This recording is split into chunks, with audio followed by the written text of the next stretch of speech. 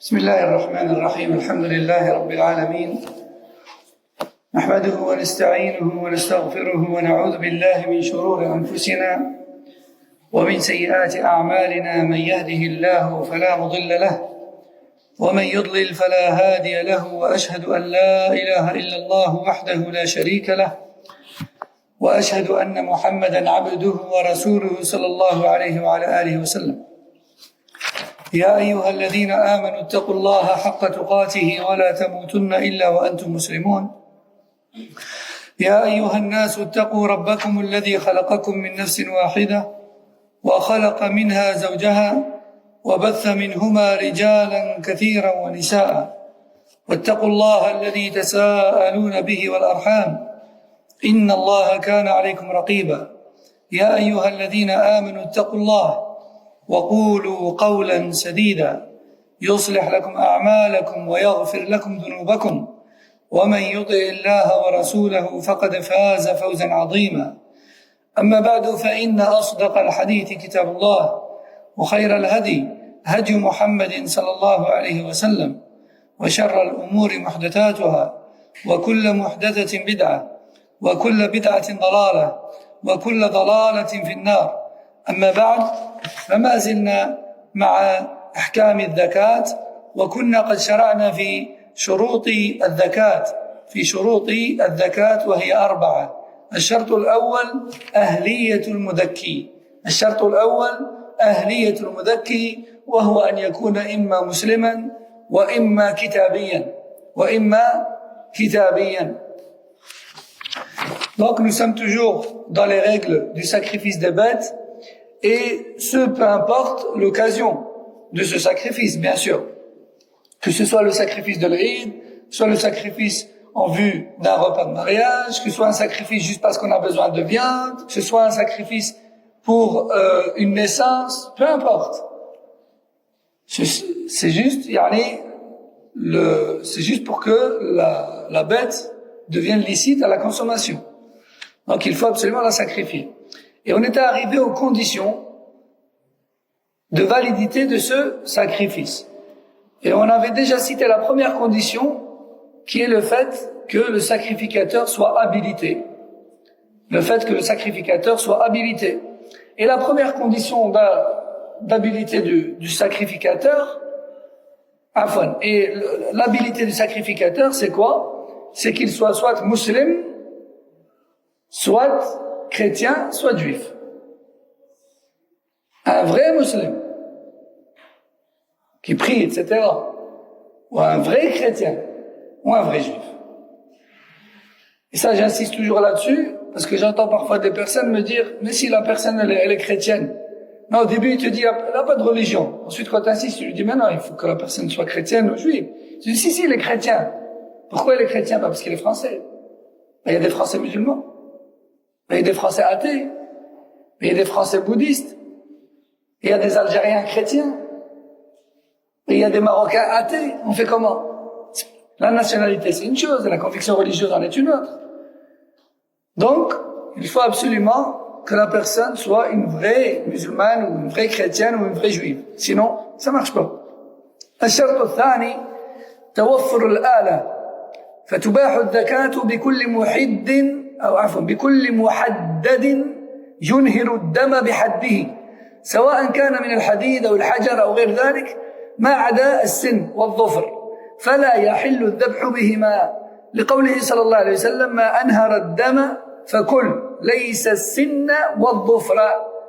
رواه البخاري ومسلم. قال الإمام ابن القيم رحمه الله: هذا تنبيه على عدم التذكية بالعظام، إما لنجاسة بعضها أو لتنجيسها على مؤمن الجن. وتمام الحديث: وسأحدثكم عن ذلك، أما السن فعظم، يعني ذلك عظم، فلا يحل الذبح به. وقال: وأما الظفر فمدي الحبشة، يعني سكين الحبشة، وهم وثنيون، فنهانا النبي صلى الله عليه وسلم عن التشبه بهم، فلا يحل الذبح بالظفر، لا يحل الذبح بالظفر. Deuxième condition de validité du sacrifice, c'est quoi? C'est l'outil nécessaire pour ce sacrifice, l'outil nécessaire pour ce sacrifice. Alors l'outil, tous les outils sont plus ou moins autorisés, toutes les lames sont plus ou moins autorisées, qu'elles soient donc en métal ou qu'elles soient en pierre ou autre, tant que c'est une lame tranchante qui ne fait pas souffrir l'animal. Alors bien sûr, il y a deux matières qui sont interdites. As-sin, donc ce qui servait de dents à un animal ou un être humain ou autre, ce qui servait de dents, on ne peut pas sacrifier avec ce qui servait de dents. Et deuxième matière interdite, c'est al-dhufr, donc les griffes. Les griffes, parce qu'il faut savoir que les peuples anciens utilisaient aussi des griffes. Je sais pas exactement comment les utiliser. Est-ce qu'ils en alignaient plusieurs ou je sais pas. Mais en tout cas, ils les utilisaient comme lames. Des griffes qu'ils récupéraient sur peut-être sur des volatiles carnivores ou des choses comme ça. Ils les utilisaient comme lames pour trancher. Alors ce qui servait de dents à la base et ce qui servait de griffes est interdit comme outil de sacrification. Car le prophète sallallahu alayhi wa sallam l'a clairement interdit. Et comme Ibn al-Qayyim rahimahullah explique dans I'lam al-Muwaqqi'in, il dit, il se pourrait qu'il y ait plusieurs raisons à cette interdiction-là, à savoir d'utiliser ce qui servait de dents et ce qui servait de griffes. Premièrement, parce que les dents sont à la base en matière d'os et les os, eh bien, le prophète sallallahu alayhi wa sallam nous a informé que ça servait de nourriture aux djinns. Et le fait de sacrifier avec, et de faire donc couler du sang dessus, ou plutôt faire couler du sang avec, ça les rend impurs. Comme vous savez, le sang qui sort lors de la sacrification est impur. Et comme ça les rend impurs, peut-être que ça porte préjudice aux djinns. Peut-être que ça porte préjudice aux djinns, et porter préjudice à qui que ce soit est interdit. Que ce soit un humain ou un djinn, ou un animal. Et quand... donc ça c'est dans un hadith en fait. Le prophète sallallahu alayhi wa sallam dit clairement donc les dents sont des os. Et du coup Ibn al-Qayyim explique pourquoi alors ce serait interdit, parce que ça les rendrait impurs. Et ensuite dans la prolongation du hadith, le prophète sallallahu alayhi wa sallam dit et pourquoi les griffes c'est interdit? Parce que les griffes servaient déjà de lame aux peuples idolâtres de l'ancienne Abyssinie, ce qu'on appelle aujourd'hui l'Éthiopie. Et certains savants disent qu'il nous a interdit en fait de leur ressembler. Il nous a interdit de ressembler à ce peuple idolâtre-là dans cette particularité-là. Wallahu a'lam pour le reste. Al-Muhim, ceci dit, deuxième condition de la sacrification, c'est quoi? C'est l'outil valable. L'outil valable. Donc une lame suffisamment aiguisée pour éviter toute souffrance à l'animal et aussi le fait d'éviter les lames fabriquées dans les matériaux interdits, dans les matières interdites. Aujourd'hui, on a tellement les moyens de fabriquer des outils avec des matériaux qu'on n'utilisait pas auparavant. On a des couteaux super légers, etc. Allah alam avec quoi ils fabriquent ça, mais en tout cas, sachons que ce qui est fabriqué à partir de dents ou à partir de griffes, c'est interdit. Non, parce que vous savez, Allah Azza wa Jal, il a fait les dents et les griffes dans une matière solide, qui tranche sans casser. Il faut y aller pour les casser. Et peut-être qu'elles seraient utilisées même aujourd'hui, wallahu a'lam, pour fabriquer des outils pour trancher, ou pour couper, ou pour casser. Allah a'lam, c'est possible. Vous savez qu'il y a de la pierre, il y a des sortes de pierres qui sont tellement solides qu'elles sont utilisées dans des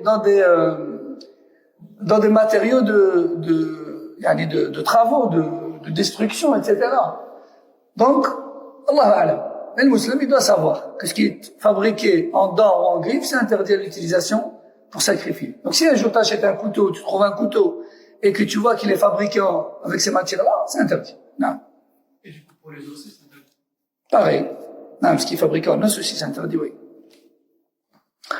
طيب الشرط الثالث قطع الحلقوم وهو مجرى النفس وقطع المريء وهو مجرى الطعام والشراب وأحد الوجدين وهما الوريدان. قال شيخ الإسلام ابن تيمية رحمه الله وقطع المريء والحلقوم والوجان والأقوى أن قطع ثلاثة من الأربعة يبيح سواء كان فيها الحلقوم أو لم يكن فإن قطع الوجين أبلغ من قطع الحلقوم وأبلغ في إنهار الدم. Donc, troisième condition de validité du sacrifice, c'est quoi? C'est de trancher ce qui doit être tranché, à savoir les deux veines jugulaires, l'œsophage, donc le passage de la nourriture et de la boisson, et aussi le deuxième passage, je ne me souviens plus comment ça s'appelle en français, mais c'est le passage de l'air. Le larynx, le pharynx, donc le larynx c'est l'autre, ça. Donc le pharynx, le larynx, je sais qu'il y a les deux, et les deux veines jugulaires. Ça, c'est le plus complet. Et c'est le plus parfait. Et c'est le meilleur. À savoir de tout trancher. De cette manière-là, l'animal mourra beaucoup plus vite et se videra de son sang beaucoup plus vite. Et se purifiera encore mieux de son sang. Maintenant, Cheikh l'Islam Ibn Taymiyyah, rahimahullah, nous dit, Cheikh Al-Fawzan, tout d'abord, il nous dit, et si on tranche une seule des deux veines, alors c'est déjà valide. Alors c'est déjà valide, puisque le sang il tourne de toute manière. Donc il finira par sortir. Mais il est clair que si on tranche les deux veines, eh bien ça sortira plus vite. Cheikh l'Islam Ibn Taymiyyah, rahimahullah, nous dit, nous devons couper donc le passage de l'air, le passage de la nourriture et les deux veines jugulaires. Et si possible, au moins de trancher l'une des deux veines jugulaires plus le pharynx et le larynx. Et si cela n'est pas possible, alors au moins les deux veines. Alors au moins les deux veines. طيب قال والسنة نحر إبل بأن يطعنها بمحدد في لبتها وهي الوهدة التي بين أصل العنق والصدر وذبح غيرها في حلقه. Donc pour revenir juste un instant sur ce qu'on a dit juste avant, en général quand on sacrifie la bête, donc le mouton par exemple, dès lors où tu vois un jet, ça veut dire qu'il y a une veine qui a été tranchée. C'est ça le jet que tu vois. Si tu vois deux jets, c'est que tu as tranché les deux veines. Tout simplement. Si tu vois pas de jet, c'est que pour l'instant tu n'es pas aux veines. Et le mieux c'est de prendre une lame suffisamment tranchante que pour que tu y arrives en un coup, voire deux. Parce que tu n'es pas en train de découper un steak non plus. Faut pas la faire souffrir, faut que ça aille vite. Donc normalement, un retour au maximum plus un aller, c'est bon, c'est réglé. Donc un G, c'est une veine de tranchée, deux G, deux veines de tranchée. Ok? Ensuite, par rapport au chameau, le chameau ne se gorge pas comme les vaches et les moutons. Le chameau, on le garde debout, on lui attache la patte avant gauche et on le plante avec une pointe au niveau de nahar. Le nahar, c'est ce creux qui est en bas du cou en fait. Parce que c'est la meilleure manière de sacrifier le chameau. D'accord? Son corps n'est pas fait de la même manière et le sang ne circule pas dans son corps exactement de la même manière que dans les autres. Donc, je m'y connais pas personnellement, je suis pas spécialiste de chameau et j'en ai jamais sacrifié. Mais théoriquement, c'est ça. Il y en a ici qui ont déjà sacrifié un chameau? Sahab Sahara vacances? Non? طيب خير إن شاء الله. Mais sunna en tout cas c'est ça. والحكمة في تخصيص الزكاة في المحل المذكور وفي قطع هذه الأشياء خاصة لأجل خروج الدم السيال لأن هذا المحل مجمع العروق ولأن ذلك أسرع في سهوق الروح فيكون أطيب للحم وأخف على الحيوان وقال صلى الله عليه وسلم إذا ذبحتم ذبيحة فأحسنوا الذبحة رواه مسلم وما عجز عن ذبحه في المحل المذكور لعدم التمكن منه كالصيد والنعم المتوحشة والواقعة في بئر ونحوها تكون زكاته بجرحه في أي موضع من بدنه ويكفي ذلك في زكاته لحديث رافع قال ند بعير فأهوى إليه رجل بسهم فحبسه فقال رسول الله صلى الله عليه وسلم ما ندى عليكم فاصنعوا به هكذا متفق عليه يعني رواه البخاري ومسلم وروي ذلك عن علي وابن مسعود وابن عمر وابن عباس وعائشة رضي الله عنهم. طيب, Cheikh Al-Fawzan nous dit pourquoi est-ce que le sacrifice s'effectue de ces manières-là? Pourquoi pour le mouton à la vache comme ça, pour le chameau comme ça? Pourquoi? Il a dit parce que c'est la meilleure manière de faire que pour évacuer un maximum de sang en le moins de temps possible. Et parce que leurs veines et leur corps est fait de sorte, leurs veines elles sont faites de sorte à se rejoindre dans ces points-là. Elles passent l'une à côté de l'autre à cet endroit-là. Et donc c'est le meilleur endroit. Plutôt que d'aller chercher une veine ailleurs et de la trancher, puis d'aller en chercher une autre ailleurs et de la trancher. Non, au niveau du cou, ça passe à cet endroit-là, on tranche à cet endroit-là. Ça va plus vite, ça s'évacue plus vite et elle meurt plus vite. Et elle souffre moins. Et pour le chameau, pareil. Pourquoi à cet endroit-là et pourquoi avec une pointe? Parce que ça passe à cet endroit-là. Après, comment est-ce que c'est composé exactement, etc. Allah. Faudra aller au Sahara. Faudra aller dans le désert pour voir un petit peu comment ça se passe. Ou sur YouTube aujourd'hui, Allah alam. Peut-être qu'il y a des vidéos là-dessus. Taïb.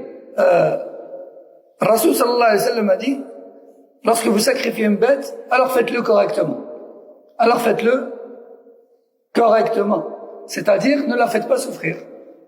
Et la manière la plus correcte, c'est ces manières-là. C'est cette manière-là qu'on a citée.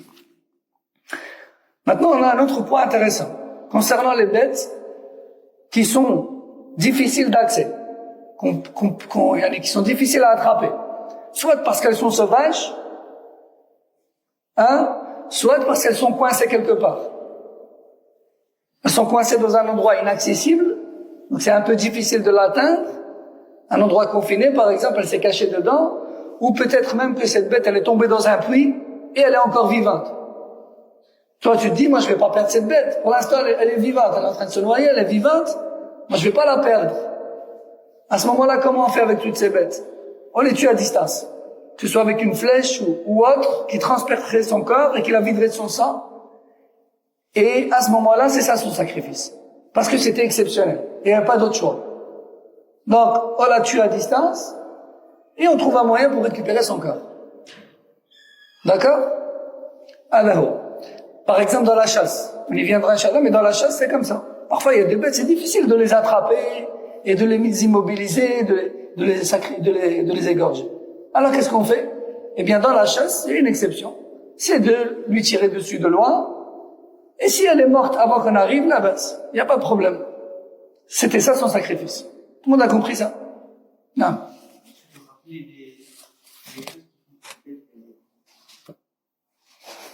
Je suis pas dans la chasse, mais imaginons une grotte. Ou peut-être une petite grotte où la bête peut passer, mais pas toi. Par exemple. Peut-être elle est tombée dans un puits qui n'est pas entouré. Et tu peux pas descendre. D'accord? Ton ami peut aller te chercher une corde ou quelque chose, mais le temps qu'il aille, peut-être qu'elle va mourir, elle va se noyer. Donc il faut vite la sacrifier. Comment? Je sais pas, peut-être avec une flèche, peut-être avec une lance, ou autre. D'accord? Non, les bêtes féroces sont haram à la consommation. Mais les bêtes sauvages, il n'y a pas que des bêtes féroces. Il peut y avoir une biche, ça peut être une gazelle, ça peut être un bison, si ça arrive, ça peut être plein de choses. D'accord?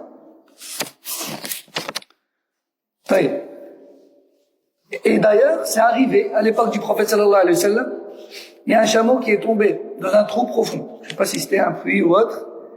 Et un compagnon lui a tiré dessus de loin. Il lui a tiré dessus, afin de le vider de son sang, afin de le rendre licite à la consommation. Et le prophète sallallahu alayhi wa sallam l'a vu et il a dit, si un jour vous perdez une bête ou elle vous devient inaccessible comme là, alors sacrifiez-la de cette manière-là. Rapporté par le Bukhari et Muslim. Parce que s'il la laisse, ou il perd son temps à aller chercher un moyen de la sortir de là, etc., peut-être qu'elle va mourir. Et par rapport à la grotte, peut-être le temps qu'il part et il revient, elle est sortie, elle est partie. Il l'a perdue. Peut-être que lui, il a faim. Ça. Alors. Et donc, et cela est rapporté également de Ali ibn Abi Talib, ibn Mas'ud, ibn Omar, ibn Abbas et Aïcha, qu'Allah les agrée tous. قال وما أصيب من الحيوانات كالمنخنقة والموقودة والمتردية والنطيحة وما أكل السبع إذا أدركت وفيها حياة مستقرة فذكيت حلت لقوله تعالى حرمت عليكم الميتة إلى قوله والمنخنقة والموقودة والمتردية والنطيحة وما أكل السبع إلا ما ذكيتم يعني إلا ما أدركتم فيه وفيه حياة فذكيتموه فليس بمحرم والمنخنقة وهي التي التف على عنقها حبل ونحوه فخنقها والموقوذة هي التي ضربت بشيء ثقيل والمتردية هي التي تسقط من شيء مرتفع والنطيحة هي التي نطحها حيوان آخر برأسه وما أكل السبع أي افترسه الذئب ونحوه. Donc ça répète un peu ce qu'on a dit tout à l'heure, à savoir s'il y a des bêtes licites à la consommation qui se trouvent dans une situation de danger, de mort, mais qu'elles sont encore vivantes, alors il est toujours possible de les sacrifier avant qu'elles ne meurent pour qu'elles soient licites à la consommation. Par exemple, al-munkhaniqa. Al-munkhaniqa, c'est quoi? C'est la bête qui, par exemple, s'est étouffée. Hein? Imaginons qu'une bête, mathalan, a pris son coup dans une corde qui était suspendue, et puis elle a essayé de se débattre, et elle a fait pire que mieux, et ça s'est enroulé autour de son cou, et puis elle est en train de s'étouffer, t'arrives, elle est presque morte. Hein? Solution, sacrifie-la. Au moins, c'est pas perdu. Premièrement, tu lui évites la souffrance dans laquelle elle est, hein? Une bonne fois pour toutes, et deuxièmement, au moins elle est halal, tu vas pas devoir la jeter. Ça, c'est le munkhaniqa, donc celle qui s'est étouffée, par exemple. Ou encore, al-mawqouda. Al-mawqouda, c'est celle qui a été assommée. Par exemple, une bête, qui a reçu sur sa tête une brique. Ou elle a frappé contre une armoire et il y a quelque chose de lourd qui lui est tombé sur la tête. Et elle est blessée. Elle est en train de souffrir et elle va mourir. On la sacrifie. Pareil. Ou encore, al-mutaraddiya. Al-mutaraddiya, c'est celle qui a chuté d'un endroit qui est haut. Elle est tombée, elle a chuté, et donc elle est en souffrance, autant la sacrifier aussi. طيب قال شيخ الإسلام ابن تيمية رحمه الله تعالى نعم il y a aussi une autre bête comme par exemple celle qui a été attaquée par un animal féroce mais elle n'est pas encore morte. Hein, imagine tu es dans la savane, tu vois devant toi un lion qui attaque maintenant un zèbre par exemple et tu arrives à temps, le lion se sauve, le zèbre n'est pas encore mort, toi t'as faim, voilà, tu sacrifies le zèbre, il a été attaqué, il est déjà en train de perdre son sang, mais c'est pas un problème, tu arrives auprès du zèbre, il est encore vivant, sacrifie-le. D'accord? Par exemple, قال شيخ الإسلام ابن تيمية رحمه الله في الزكاة المجزية في هذه الأنواع متى ذبح فخرج الدم الأحمر الذي يخرج من المذكى في العادة ليس هو دم ميتة ليس هو دم الميتة فإنه يحل أكله ولو مع عدم تحركه بيد أو رجل أو طرف عين أو مصع ذنب ونحو ذلك في الأصح. انتهى. Donc, Cheikh l'Islam Ibn Taymiyyah dit, dès lors où tu arrives auprès d'une bête qui est encore vivante et que tu sacrifies et que le sang rouge vif, quand on dit rouge vif, il est encore liquide et chaud, du sang qui circule. Donc du sang d'animal vivant, c'est tout. Donc du sang d'animal vivant, et non pas du sang coagulé, parce que le sang coagulé, ça veut dire que l'animal était déjà mort, ça. Mais si tu le sacrifies et que le sang, il est rouge vif, et qu'il coule, ça veut dire que l'animal était encore vivant. Cheikh l'Islam Ibn Taymiyyah dit quand bien même l'animal ne bougeait plus. Quand bien même l'animal ne bougeait plus, et même si ses pattes elles bougeaient plus, même si ses yeux ils bougeaient plus, mais que tu le sacrifies, il est encore chaud, etc. Donc tu le sacrifies et le sang coule, alors dans ce cas-là, ce n'est pas une bête illicite à la consommation. Fin de citation. الشرط الرابع والأخير, donc quatrième et dernière condition, أن يقول الذابح عند حركة يده بالذبح بسم الله لقوله تعالى ولا تأكلوا مما لم يذكر اسم الله عليه وإنه لفسق. Alors quatrième et dernière condition de validité du sacrifice, c'est de dire Bismillah juste avant de passer la lame. De dire Bismillah juste avant de passer la lame. Allah Azza wa Jalla a dit dans Sourate Al-An'am, les bestiaux, verset 121 qui a pour sens, ne mangez que ce sur quoi le nom d'Allah a été cité. Ne mangez que ce sur quoi le nom d'Allah a été cité. قال الإمام ابن القيم ولا ريب أن ذكر اسم الله على الذبيحة يطيبها ويطرد الشيطان عن الذابح والمذبوح فإذا أخل به لا بأس فإذا أخل به لا بأس الشيطان الذابح والمذبوح فأثر خبثا في الحيوان وكان صلى الله عليه وسلم إذا ذبح سمى فدلت الآية على أن الذبيحة لا تحل إذا لم يذكر اسم الله عليها وإن كان الذابح مسلما. انتهى. Ibn al-Qayyim nous dit, il n'y a aucun doute sur le fait que Bismillah éloigne le shaitan et du sacrificateur et de la viande. Car il se pourrait que le shaitan rende impur la viande. Il se pourrait que le shaitan mette quelque chose d'impur dans la viande. Donc c'est pour ça qu'on dit Bismillah, pour éloigner le shaitan et de nous et de la bête.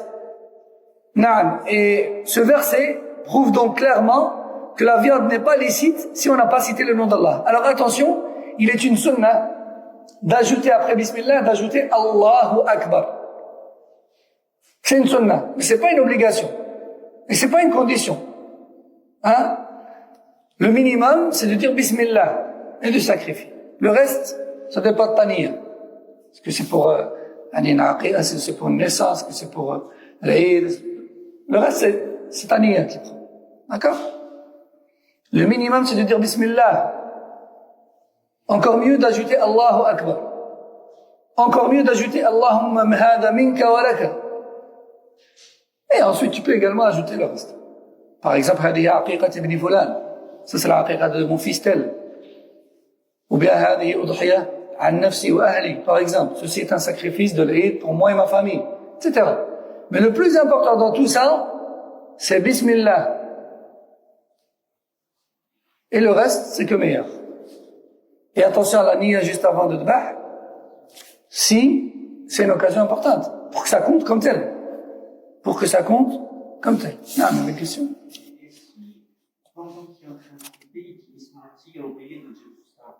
C'est licite, il n'y a pas de problème. Il n'y a pas de problème. Non. Donc, on arrive à la fin.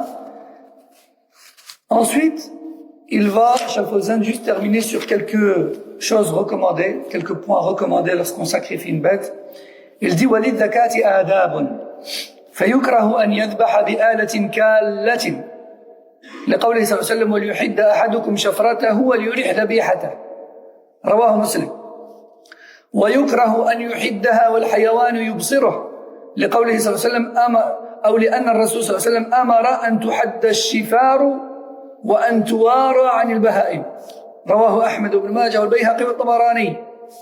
Donc première chose, c'est qu'il est détestable, voire interdit, en fonction du niveau d'usure, d'utiliser lame usée et non aiguisée.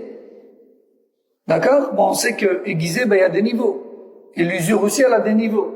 Plus elle est usée, et moins vite elle va couper, et plus elle fait souffrir, plus elle est détestable, voire jusqu'à même interdite. Donc il faut absolument que la lame soit à la pointe. Et ça fait partie, subhanallah, des sunan et des directives d'Allah Azza wa Jal, et des prescriptions d'Allah Azza wa Jal. Beaucoup de gens n'accordent pas d'importance à cela. Une fois par an, il sort son vieux couteau qui est dans le fond de l'armoire. Il est usé, il coupe même pas une pomme de terre. Il coupe même pas une pomme. Il le sort, et puis tu le vois sacrifier sa bête avec ça. Il passe 1000 fois. Peut-être même son steak, il le coupe pas. C'est pas comme ça. Sunnah, autant tu mets le prix pour t'acheter des belles voitures, des beaux vêtements, des beaux ceci, des beaux cela, achète-toi un bon couteau. C'est une adoration. Lillah Azza wa Jal. Le prophète sallallahu alayhi wa sallam a clairement dit, aiguisez votre lame et reposez votre bête. Yani, ne la faites pas souffrir. Rapporté par le Bukhari Muslim. Aussi, il est détestable d'aiguiser la lame devant l'animal. Devant l'animal. Le prophète sallallahu alayhi wa sallam a dit, ou plutôt le prophète sallallahu alayhi wa sallam a ordonné d'aiguiser les lames et de les cacher du regard de l'animal. ويكره أن يوجه الحيوان إلى غير القبلة. Il est également détestable de tourner l'animal vers autre que le qibla. Vers autre que le qibla. Vous savez que le mieux, c'est de mettre l'animal en direction de la qibla. C'est pas une condition de validité du sacrifice. Mais c'est mieux. Mais c'est mieux. Et les Hanabila vont jusqu'à dire que c'est même détestable de ne pas le faire. Parce que, normalement, le contraire de mustahab, le contraire du recommandé, c'est khilaf al-awla. C'est c'est le contraire du mieux à faire. Parce qu'en fait, makrouh et mustahab, c'est pas deux opposés. Recommandé et détestable, c'est pas deux opposés. C'est une erreur de croire que le contraire de recommandé c'est détestable et que le contraire de détestable c'est recommandé. Non. Le contraire de recommandé, c'est khilaf al-awla. C'est le contraire de ce qui est le mieux. Mais si tu délaisses le contraire de ce qui est le mieux, t'as pas forcément fait une chose détestable. D'accord?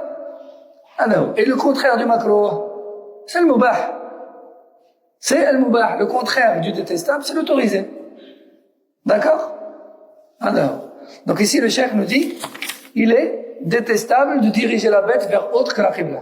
Alors je rappelle que diriger la bête, ou bien le corps lorsqu'on l'enterre vers la qibla, c'est pas genre sa tête vers la qibla. Non, c'est sa face. C'est sa face vers la qibla. D'accord? Sa face et son torse et son ventre face à la qibla. D'accord? Donc ça veut dire que le mouton, par exemple, il va être, bon, comme on va le voir, sur son côté gauche, d'accord? Sur le cœur, sur le côté gauche. Et son ventre et son, je sais pas si on dit le museau pour le mouton, elle-même sa tête vers la qibla. Vers la qibla. Ok? Et non pas la tête vers la qibla et la queue à l'opposé. Non. Ça, son ventre, c'est lui qui doit être vers la qibla. Que ce soit pour le mouton que l'on l'enterre ou que la personne, que ce soit pour le mouton qu'on sacrifie ou la personne qu'on enterre. Si ce n'est que le mouton qu'on le sacrifie, on le pose sur son flanc gauche. D'accord? Si on est droitier, hein? Et la personne qu'on enterre, attention, on la dépose sur son flanc droit et non pas gauche. Hein? Je précise parce que peut-être qu'il y en a, ils vont retenir ça comme ça en se disant, bon, on les dépose de la même manière. Non. Moi, je parle juste de la face vers la qibla. Mais on le dépose pas de la même manière. Le défunt, on le dépose sur le côté droit. Si on fait non, on le dépose sur le côté droit dans tous les cas. Et le mouton, lui, on le dépose sur son côté gauche. Comme on va le voir. قال ويكره أن يكسر عنقه أو يسلخه قبل أن يبرد. Non, Cheikh Al-Fawzan nous dit, il est détestable de lui casser le cou ou de le dépecer avant qu'il refroidisse. Avant qu'il ne refroidisse. Non. En fait, le mieux, c'est d'attendre qu'il refroidisse. Sachant que c'est quand même difficile. Une fois que l'animal refroidit, c'est difficile de lui retirer la peau, etc. Ça colle, en fait. Mais, ici, Cheikh Fawzan nous dit que le mieux, c'est d'attendre qu'il refroidisse un peu. Wallahu a'lam. قال والسنة نحر الإبل قائمة معقولة يدها اليسرى وذبح البقر والغنم مضجعة على جانبها الأيسر والله أعلم. Et donc pour terminer, la sunna, c'est de sacrifier le chameau ou la chamelle debout, patte avant gauche attachée, tandis que la vache et le mouton couchés sur son flanc gauche. Wallahu a'lam. As-tu une question sur le cours d'aujourd'hui? Il disait Bismillah en tout cas, les vrais, oui. Et Cheikh Al-Fawzan, dans son sharh de Bulugh al-Maram, il dit, quand on arrive à ce chapitre, il dit, bon lui il est très à cheval et très strict dans la question de la viande. Il dit, il ne nous a été autorisé, nous, musulmans, de manger la viande des chrétiens et des juifs que parce que les chrétiens et les juifs, premièrement, ils égorgeaient. Et deuxièmement, ils disaient Bismillah. Et lui, il dit clairement, il dit que si on a devant nous une viande que l'on sait avec certitude ne pas avoir été sacrifiée par un chrétien ou un juif, ou bien qu'elle a été sacrifiée par un chrétien et un juif, mais pas de cette manière-là, c'est-à-dire pas en la saignant, elle n'est pas licite à la consommation. Non, c'est pas le seul avis dans la question, mais c'est juste pour dire que, pour revenir à ce que tu disais, à savoir que les chrétiens et les juifs disaient Bismillah, à la base en tout cas. Et de mon expérience personnelle, c'était pas dans le sacrifice, mais dans autre chose, je me rappelle à l'époque, quand j'étais en Égypte, j'étais malade, j'étais dans un centre médical, et une infirmière est venue me faire une prise de sang. Et cette infirmière était chrétienne. Parce que les chrétiens en Égypte, on les reconnaît avec le tatouage de la croix sur le poignet. C'était une copte. Eh bien, avant de me piquer, elle a dit Bismillah. J'étais étonné. Elle a dit Bismillah. Je me rappelle, je lui dis, mais lequel? C'est qui Allah pour toi? Elle a dit Bismillah avant de me piquer. C'était une chrétienne. D'accord? Donc ils disent Bismillah. Les juifs et les chrétiens arabophones. Ils disent Bismillah. Même si leur croyance, effectivement, elle est peut-être, leur croyance en Allah, elle est peut-être différente. Pas peut-être, c'est sûr. Elle est différente de la nôtre. Mais ils disent Bismillah. Non. Les chrétiens d'aujourd'hui,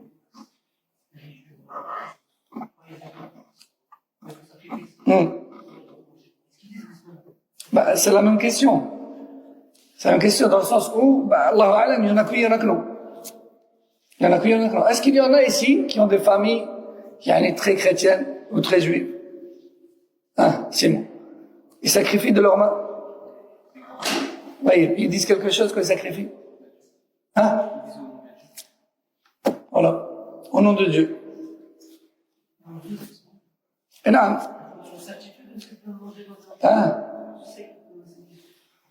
On est dans le théorique pour l'instant. On n'a pas de viande devant nous. Mais une chose est sûre, c'est que nous, on va chez les grands-parents de Simon.